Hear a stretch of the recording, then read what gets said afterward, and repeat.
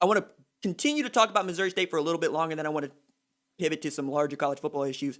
But I asked this question, and I'm asking this question with all sincerity. How does Missouri State win? Okay, so Missouri State wins if they get the ball and they wait to snap the ball until about 2 or 3 seconds are left on the play clock, and they pick up exactly 4 yards every single play. No more, no less, precisely 4 yards. They do that every single time en route to a touchdown on every single drive. And if that happens, Missouri State wins the football game. That's the only explanation that I could have. All right, so now I get to go into story time because you just no, seriously, like this. I'm going to tell you why you're brilliant. So in 2003, I'm a true freshman at Booker T. Washington High School at a time when Booker T. had Robert Meacham at wide receiver, who ended up going to Tennessee, having a career with the New Orleans Saints and I think a couple other squads, and Felix Jones in the backfield as a sophomore, right, who ends up at Arkansas, plays for the Cowboys for a little bit. We had a dude by the name of Keith Marshall, who ended up playing D1 football, forget where exactly. Adrian Bradley went to UNLV. Starting cornerback just took a scholarship to Bacone. Like, that team had 11 dudes sign Division I letters of intent, right? It was stacked. It was awesome. And I remember Quentin Chaney was also on that squad, right, as a junior. Like, is stacked. We were really good. So we get a state championship game, and we're playing against Rafe Watkins' Guthrie. And we're going to destroy them, okay? We're at Boone Pickens. We feel good about it. They're about to get destroyed. Rafe Watkins ran an I-formation big set with a quarterback my size. I'm about 5'5", about 130 pounds, right? I'm a lightweight. And they sincerely quarterback ran it like a modified sneak every single down and ran the clock. We lost that game 13-3. That was how we lost the state championship. So when you told me that, I was like, oh God, that's actually on the table. Like, Missouri State isn't on the same caliber of, I think, that Guthrie team, because that Guthrie team was actually really good, and they were really good defensively, right? Like, that's another thing that gets missed about that game, because everybody's focusing on time of possession. Like, if you asked me, I would have told you that Guthrie had the ball for 45 minutes. Like, it was Army to the 10th power, because they were not lining up with any sort of urgency. You'd see 2, 1, snap, and I'm going, wait a second, can they do that? Well, RJ, they're doing it. So, like, yes, I'm with this as a strategy. So basically what you're telling me is you're going to pick Missouri State to win the football game now. That's what you're saying. Yes, if they can do, if they're doing what you suggest, and what I saw worked against the most talented high school football team I've ever seen with my own 2 eyes. Yeah. I mean, because, like, I would put that Booker T team up against any team in the country. I swear to you. Like, St. Thomas Aquinas, Miami's Booker T, Mater Dei, St. John Bosco, Long Beach Poly, DeSoto, Allen. I don't care. Like, that team was so stupidly talented, and you took away the one thing they did well, which is go fast and score a bunch of points. Can't go fast, you don't have the ball. And then defensively, they were all bend, don't break, but they could get you in the third down situations, and if you couldn't convert, you had even more pressure because you knew that they were going to run the clock if they got the ball back. That's why it was harrowing for Power 5 schools to play Army, right? Because you know you have to score every time you get the ball because they're going to keep it for longer than you're going to keep it because they're a running football team. And if you can't create a margin, you're screwed, right? Remember, that Army team took Oklahoma into double overtime at home. Mm-hmm. So, like, yes, if Bobby Petrino has that sort of discipline, but knowing what we know about Bobby Petrino, I don't see him running out there with that kind of a scheme. I just don't. I would love to, because, like, wouldn't it be great if you could be like, no, not only we cover the spread, we beat them. Like, what would the college football world do with that? Especially as you're watching replays, because, like, a lot of other things would have to go right. You know, like Spencer Rattler would probably have to have 3-4 interceptions, probably have to have 2 or 3 fumble recoveries that go Missouri State's way. Maybe you get a special teams play. Like, there's a number of other things that have to work there. But yes, I had not thought about that. Because, like, when I was thinking this question out, I was like, I don't know. Maybe they're just better than we think they are. You know, maybe it's just Jaden Johnson is really that good. But no, now that you have mentioned this as an idea, I'm gonna have severe nightmares. Because that was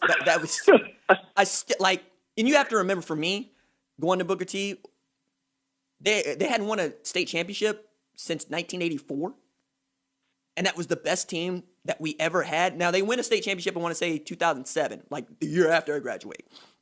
But yeah, like, I remember just being so salty.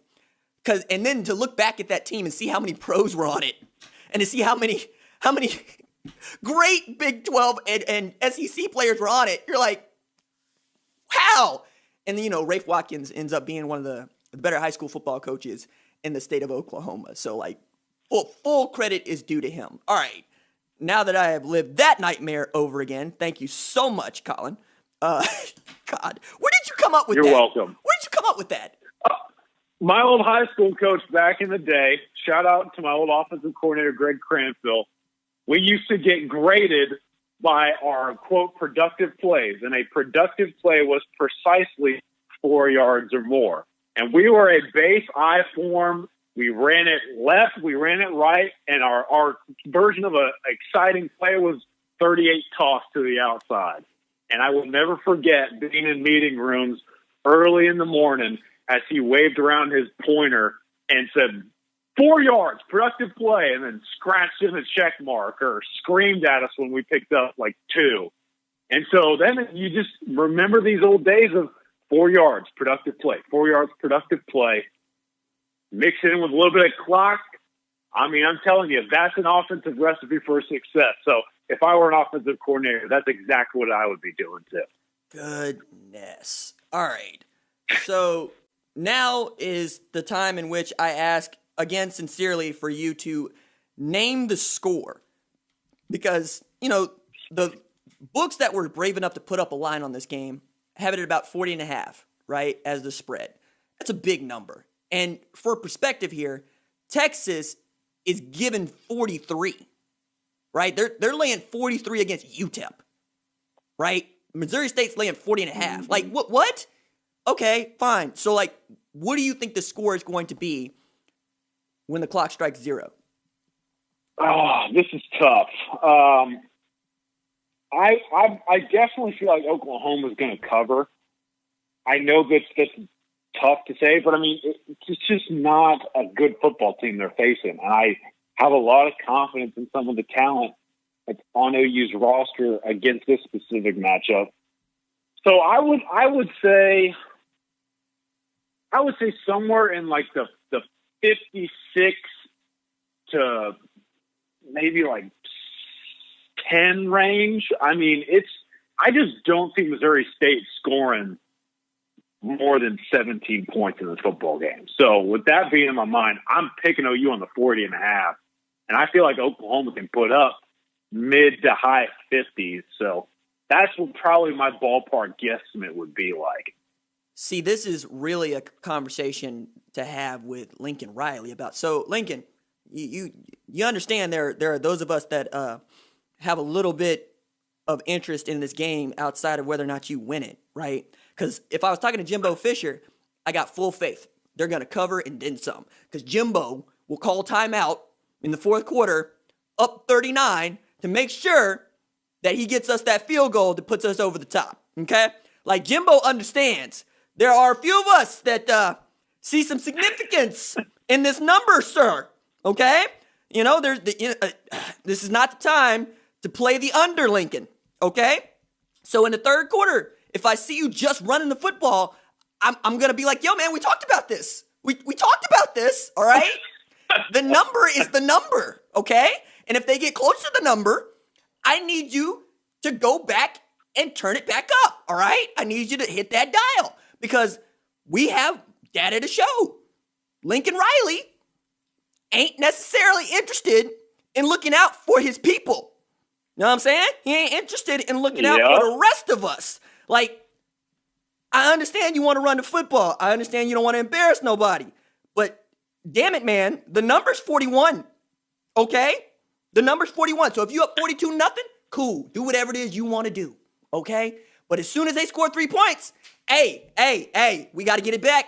And you got to fire these people. Like, hey, some of us got to pay that rent on the first of the month. I'm saying though. Okay. I'm saying though. Like, if you got to form the come to Jesus circle that you did in the first quarter against Alabama, you down 28-0, let everybody know, hey, RJ's dependent on this.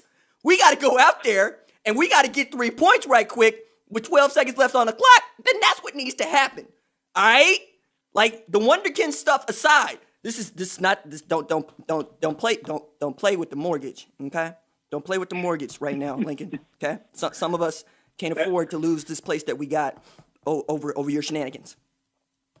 Say, Lincoln, student loans are real, my guy. Let's go ahead and keep that in mind. Come on, man.